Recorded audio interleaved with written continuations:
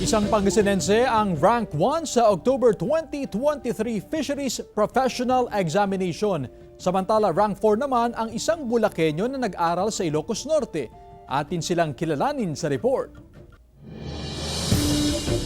Higit pa sa nanalo sa loto, ang sayang nadarama ng isang ama at fish pan caretaker na si Avelino de la Cruz. Rank 1 sa October 2023 Licensure Examination for Fisheries Professionals ang kanyang anak na si Adrian Cayabyab de la Cruz, tubong barangay Caloocan Sur, Binmaley, Pangasinan.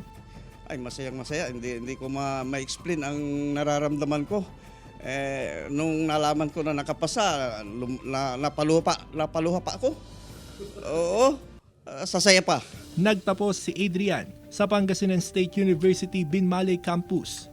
Sabi ni Adrian, kailanman ay hindi naging balakid ang pagiging hikahos sa buhay para makamit ang tagumpay. Opo, nagpuyat din talaga na kailangan din, kasi alam ko naman na kailangan ding paghirapan talaga yung kung gusto ko talagang mag-top. Ginawa ko naman yung lahat ng makakaya ko for the past 6 months. Pangasinan State University is of course may ibibigay po na incentive para po kay Adrian.